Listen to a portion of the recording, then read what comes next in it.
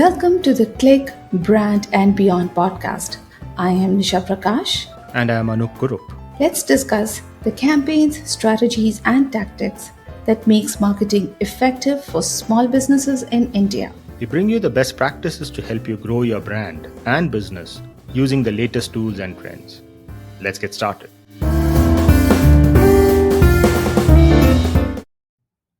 Hi Anoop. Hello, Nisha. So you put me on the hot seat today. Huh? Yeah, I have. So, folks, today Nisha is going to in- grill me, interrogate me about my knowledge on marketing. Not marketing because I don't know much about it, but at least how to find people online. Because we've spoken about it a lot. That digital, we talk about digital marketing, targeting the right people, audience psychology and things like that. But at the end of the day, how do you find these people? And well, I opened my mouth and I said I may know something about it. So Nisha has challenged me saying, Acha, prove it. And let's see where it ends up. Nisha, So over the to you. proof of pudding is in eating, Anoop, always, isn't Yeah, it? yeah. So no, because it's such a challenge and it's a struggle. Most of the marketing agencies I know are struggling with finding their target audience online, especially online. And those days of buying the data and then running campaigns have actually come to an halt, especially post COVID. And also, the cleanliness of that database had always been a question. And these databases were not cheap. They were quite expensive. And for a smaller agency like mine, that was always a cost that the customer would not pay because since I was running the ad. So yes, and I know that, and I have experienced all your little secrets, and I've found great success in the campaigns that I do. So here we are and discussing. So over to you. So what is the first thing that you kind of do? How do we uh, prepare the base of finding the right kind of target audience? Let's just start with It always starts with a couple of questions. One that. is, what is it that you do for a particular client? Right? Hmm. Let's say in general, people now when I ask this question, people end up telling me their titles. Oh, I'm a marketing specialist, I'm a performance marketer, or it could be I'm VP of sales or something like that, right? But then, or we sell, uh, I don't know, shoes, right? Or we sell Hmm. amazing shoes, or or we have SOTA AI solution for medical imaging. Hmm. Now, SOTA means state of the art. Hmm. Okay.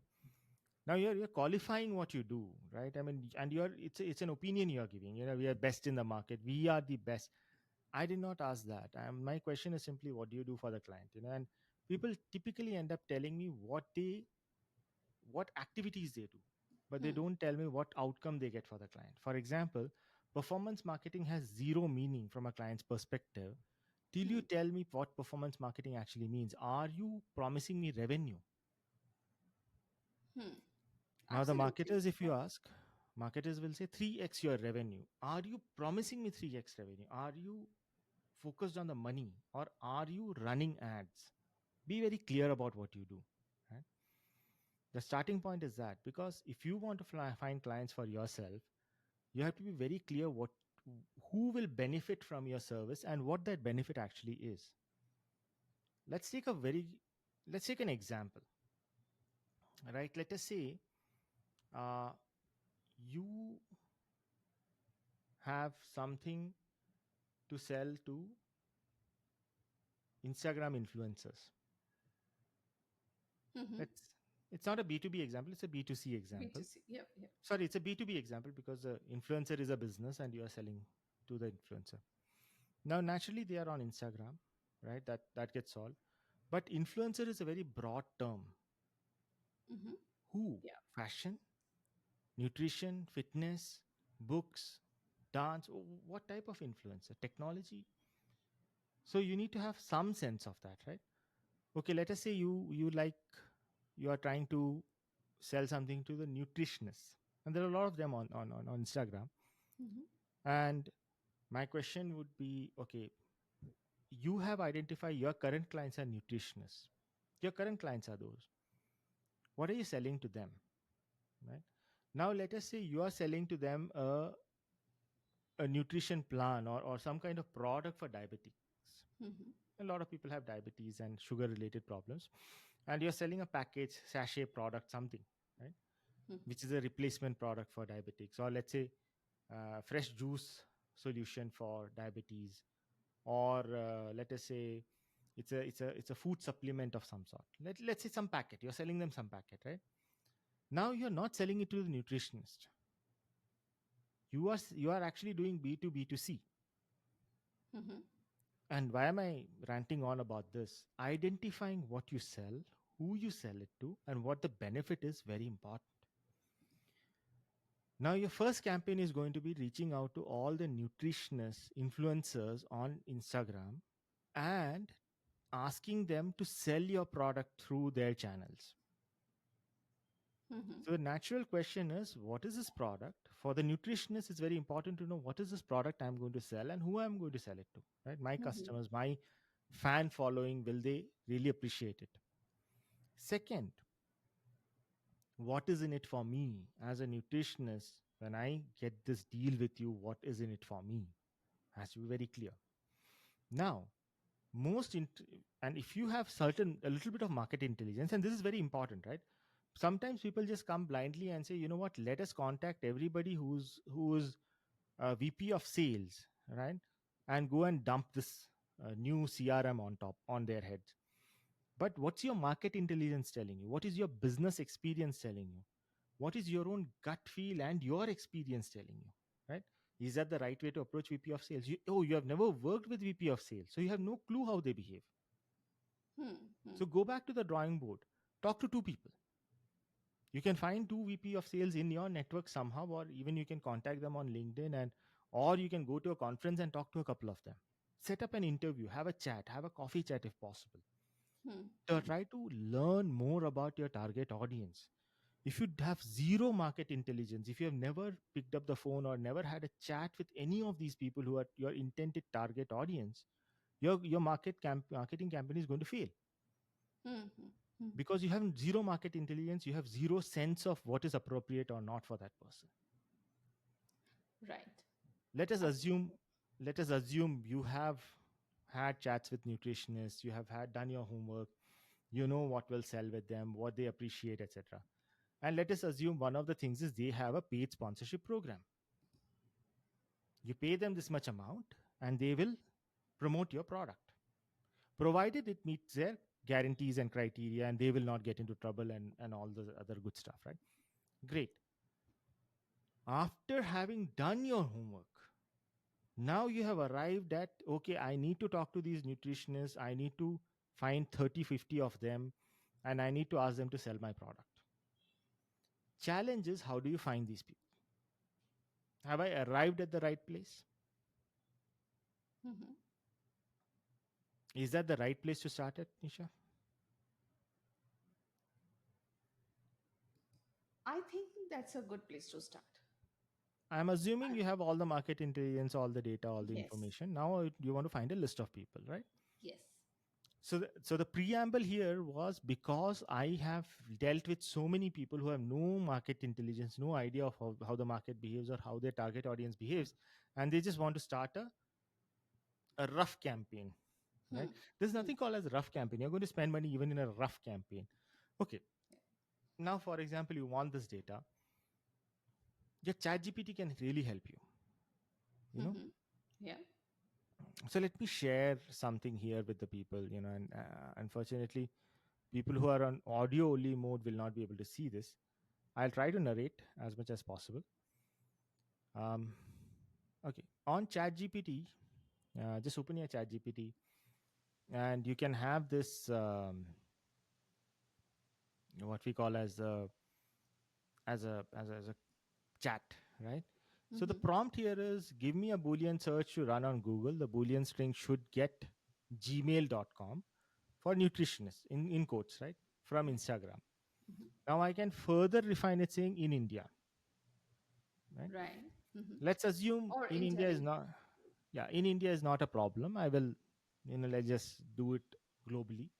Mhm. Now, ChatGPT, and this is ChatGPT 5, will return these search queries. So this is like site colon instagram.com, in quotes nutrition, in quotes Gmail.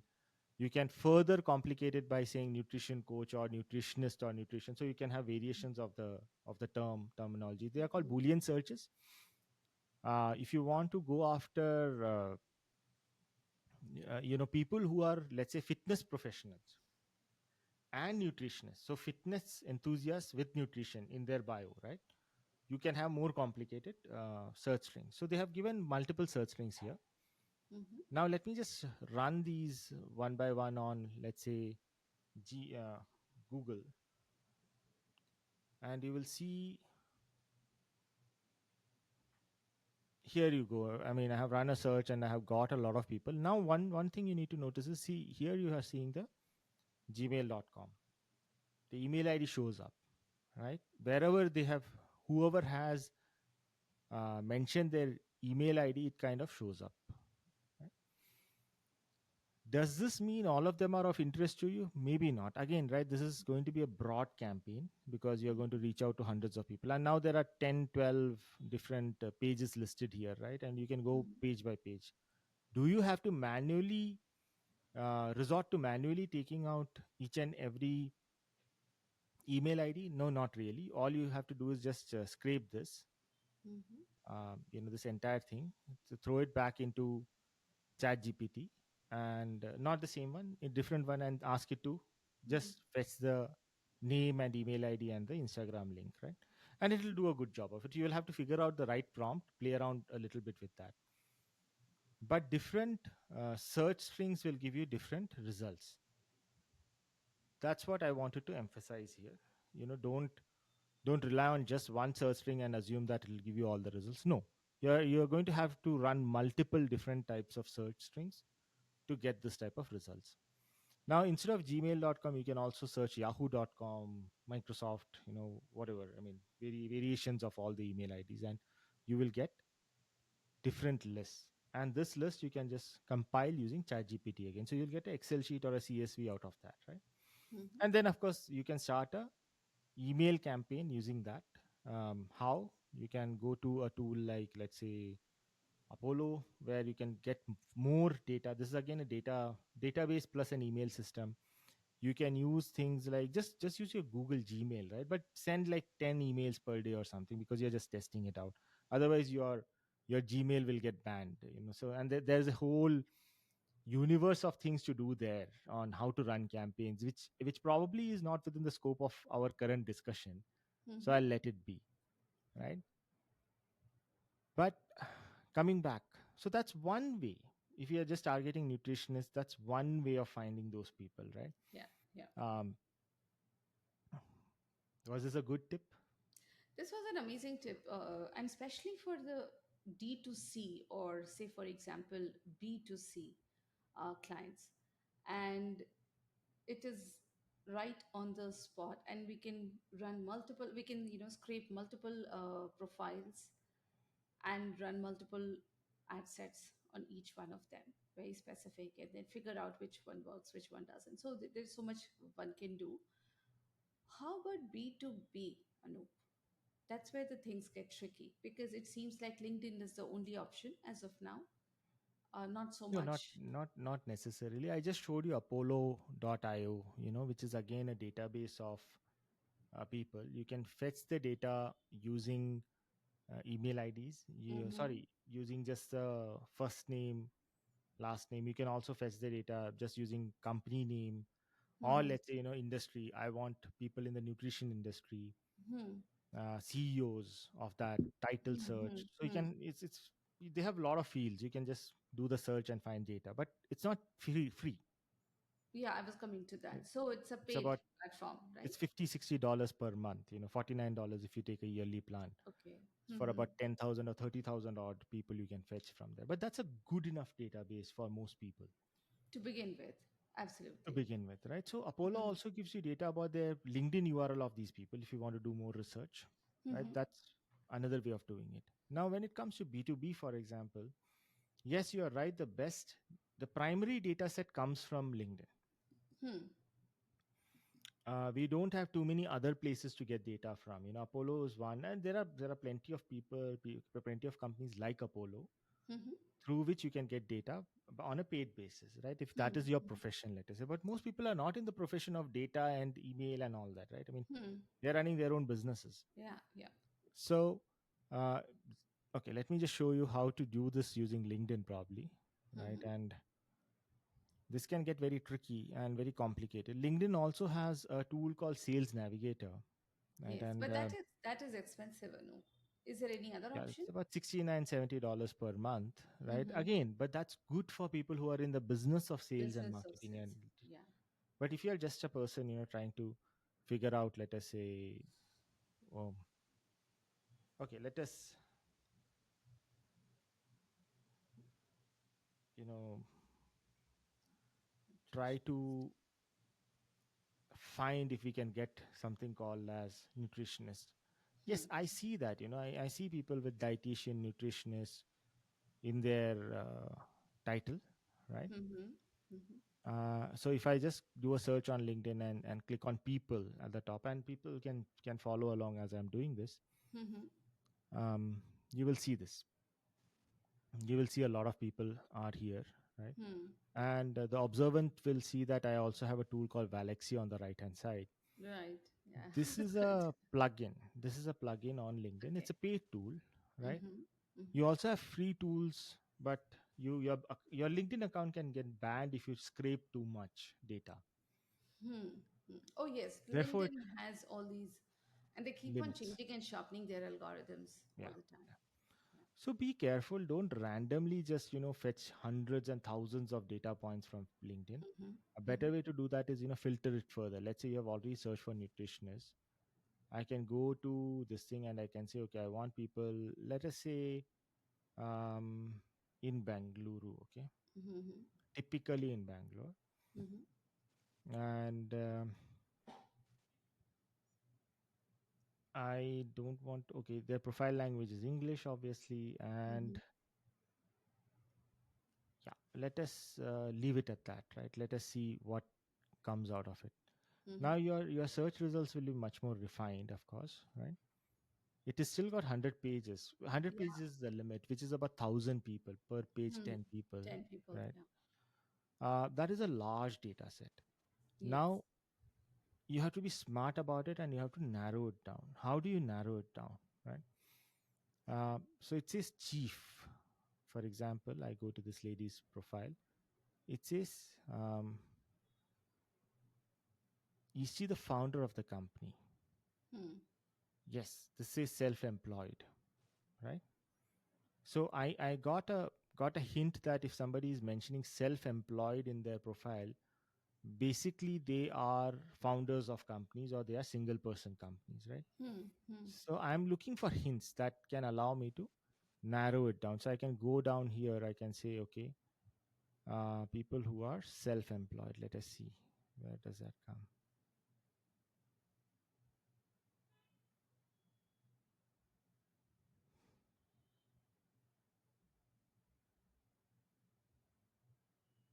Okay, it's not showing up current company.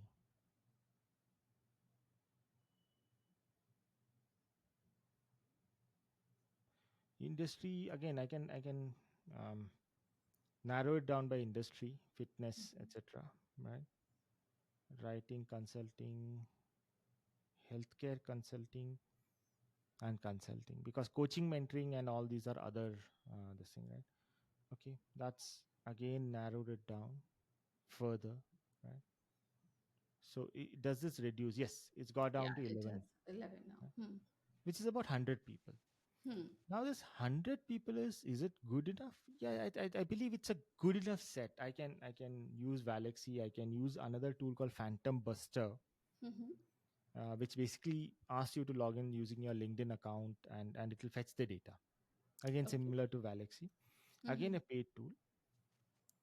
But the danger there is repeatedly trying to fetch a lot of data will get your LinkedIn account banned, right? So Yeah. LinkedIn is good, but I always say don't use LinkedIn as a database where you can keep fetching data. No, that's a wrong way of Hmm. using LinkedIn. Hmm. Use LinkedIn. to get small samples, 50, 100 people, right? And you Mm-hmm. want to start having a discussion with these people. You Right. can reach out to, again, you can follow, or you can go to the person's profile, and you can of course always send them a message, Hmm. connect with them and send them a message, right? And that'll work out. And this person is a second connection, for example, for me. So can I send them a message? Probably yes, but it's a one of those quota messages you have, right? That too, huh? LinkedIn email type messages. So better Yeah. thing is to just try and connect with the person, Hmm. right? Connect with the person and then have a chat with them. And now something like Valexi, I'll not open the main this thing because some campaigns are running. But in Valexi, a tool like Valexi allows you to, let me see if I can open Valexi or not. Or it could be HeyReach, it could be um, multiple other different kinds of similar, uh, for lack of a better word, LinkedIn reach outreach tool, right? Hmm. So all of them can work. There's no Hmm. there's no dearth of tools when it comes to uh, scraping data from LinkedIn, for example, right? Be very careful. LinkedIn is not for just data scraping. LinkedIn is a social media tool at the end of the day, and they will really not appreciate if you are going to scrape all their data and use it for your purposes. So just be careful about how you go about doing it. Okay. Yes. All right. So here we are. Um, I'll share this tab. Okay. This is how Galaxy will look like. I mean, you see, mine is inactive. I'm not running campaigns, but you can run campaigns in Galaxy. Um, you can, let us see. So, how much does Galaxy cost? I mean, on an average. It's about, so there are multiple plans, of course, but Hmm. the the advanced plan, which I recommend people to use, is about 2,500 rupees a month in the Indian currency. Mm-hmm. And they have variable pricing. They have pricing which varies region to region. So different regions may show different pricing, but the Indian Hmm. prices starts at about 800 rupees per month, Oh, that's not bad. goes all the way to 3,500 rupees per month. Hmm. Hmm. You can choose a plan, but I recommend the 2,500 rupee plan. It is Right. easier to use, is what I would say, right? Okay. And hey, I also have a giveaway here. So I have a Galaxy code that I can give to people, and they can get about 2 months free if they want. That's awesome. That's an Maybe we'll amazing. put that in the notes, show notes, so people can use it. Yeah. People can use it. Wonderful. Okay. So So for there was. example, these are all different types of campaigns. You can invite and then send them 4 messages after one after the other for a few days, etc. Mhm.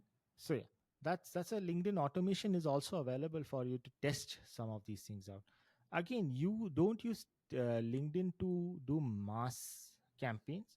Hmm. Use LinkedIn to test your market, arrive at the right person's profile, arrive at the right profile. Right. Yeah. Yeah. It's initially it's all about research, and then you can probably at some point say, okay, I am confident this is the person these are the type of people I need to go after, Hmm. and then it works out for you. So quite targeted and You have to hence be extremely targeted. and intentional. Right. One thing I did not show, for example, is now if you are approaching B2B companies which are slightly large, let's say 500 member plus company, you will have 500 Mhm. plus people. You may have 50 people sitting in the Hmm. Hmm. managerial and VP positions and all that. Hmm. Hmm. Who do you reach out to? Do you reach out to the founder of that company? That's the wrong approach. No, not the founder. The COO or the operations guy. Maybe the operations guy, maybe the head of marketing, if you are Maybe the selling head some of the marketing marketing, services. depending on. Yes, Again, that absolutely. is why it's very important to define what you do in terms of the benefit the person is going to get end of the day, Hmm. and Yeah. exactly what do you do. For example, don't try to make it a marketing term. You're not a performance marketer. You run ads, Facebook Hmm. ads, Hmm. Hmm. or D2C companies, let us say, right? Right. That's a more precise definition of it. And I also have a few prompts which basically people can run and get a list of target audience and all that. Maybe I'll Hmm. showcase that. But this is again part of the programs that I run. Mm-hmm. Oh, yes. So let us see. Maybe I'll show you. Yeah, the prompt is fairly long and all that. Let's see.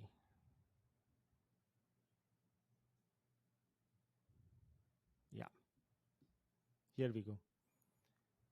This should be visible now.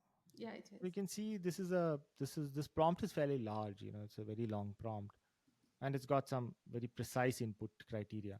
So the input criteria is, what do you do, as in what is the service being offered, not how do you identify yourself, but exactly what is the service you're offering. Don't say I create revenue generating leads for clients. No, the AI will think you are a revenue related person, right? And it'll give you wrong results. Say you do lead generation, Mm-hmm. or you generation strategy, for example, right? Or let us say you sell anti-diabetes packages. Say that anti-diabetes, be very precise in your definition. And then, who's your current client? Maybe you have a few clients you have worked with, right? What are they let us say marketing managers of IT companies? Mm-hmm. Be precise, right? And then you say, okay, what is the revenue range of your clients? I mean, your clients are in $1 million plus, 5 million, 50 million, 100 million, whatever that range is. If you find the range of the target audience, then it becomes very, very easy for you to get a list like this. See, this list is very, very precise, but this is just a indicative list. Right. This list is not a list which is derived from databases. No, this is Hmm. just direction. Okay, this direction. Okay, maybe you should talk to niche consulting firms, Hmm. and that's how and build on that direction. And Right. you talk to five people who are in a niche consulting firm, and you realize, hey, you know what, this is where we should be going. So yes, so those are some of the hints I can give. I mean, Mm-hmm. there's a lot more. We can do a series on it, Nisha, but Yeah. I'll probably I just think let's just do a series on it. I mean, we have anyway come to understanding, and I think it was a wonderful session where we really understood how to use technology and AI to expedite the whole process of finding our target audience and do a very intentional and targeted search on people, that rather than just shooting in the dark and reaching out via mass emailing and then figuring out what's wrong. A lot of time yeah, is wasted, a lot of energy and resources are wasted, money is yeah, wasted. And I think this is a wonderful session that we've had today, especially for the brands who are launching their e-commerce products or even a B2B product, reaching out and making that connection in this age of shorter attention span and so much noise. I think makes it meaningful and yeah, and yields better results. That's what we are after, right? absolutely. I'll reiterate, right? Don't start Mm-hmm. with mass campaigns. Start with sample studies. Hmm. Understand the market better. Yeah. Small sample sets. Hmm. Test out your hypothesis. Test out your Hmm. thesis. Hmm. Even on ads, right? Don't run large campaigns. Maybe 500, 600 people. People, yeah. Try a lookalike audience ad and see what type of creatives work with them. Small, Wonderful. start small, and then Hmm. expand. Once you're certain that this is having some traction, you Hmm. have understood the more importantly, rather than creative testing, this is about understanding the market. Understanding the market. Hmm. Try to understand your market deeper. If you understand them deeper, then you can scale your campaigns. Yes. And I think it is also a good way to start because based on the results that you get, you can keep on fine tuning the campaigns in a better way also. Absolutely. But I would say campaign is like step 4 or step 5. Yeah. I mean, understanding your target audience, testing the list, testing the messages, Messages, their yes. resonance, their ability to buy from Hmm. you, their objections, all that is managed. I mean, one to one, right? One to With a one. small sample of 10, 20, 30 clients, Yeah. then you can start scaling it up. Before Wonderful. that, scaling is utter foolishness, it's waste of money. Rightly. I totally agree with that. 100%. So what is the next thing that we should look at? This is, say, for example, step one. What would it be the step two This is actually step 3. then? Oh, Step okay. one is step one is identifying the target audience. Step two Right. is one-on-one, calling a few of them, having that chat, seeing the traction of what you're selling. Are they even willing to Hmm. buy from you? What are their objections? What are the hesitations, etc.? Right. Step three With is step three. getting a sample list, Hmm. and Hmm. then trying a sample campaign, Yeah. and seeing how that works out, right? Now we have spoken about sample list, but how do you run campaigns after this? Should you send to people? That Right. is probably something we should talk about. In our next episode. Definitely. I mean, in the next few episodes, we should try and cover that. But that can get a little hairy. I don't want to get into which knobs and which switches to turn on Facebook or Meta ads or Google ads. That's Hmm. not the intent. There are a lot of courses that teach you how to use Meta ad, Facebook ad, etc. But I would really prefer to, keep to the theme of what we in this podcast try to do, Yeah. be at the strategic level, try and define how messaging is actually thought about, how Yes. communication is actually done, Hmm. various social media, customer psychology, behavioral aspects, Yeah. etc., and the cultural context, of course, Yes. and Of using course. that, how the messaging can be done better. So that's something we should touch upon in the next episode. Absolutely will. All right. So catch you next week then. Same here. Thanks, Nisha. Bye. Thank you. Bye. And that is it for this episode. I'm Nisha Prakash. You can find me at LinkedIn and my website nishaprakash.com. And I'm Anup Kurup. You can find me at LinkedIn and my website, anupkurup.com. We will see you in the next exciting episode of Click, Brand, and Beyond.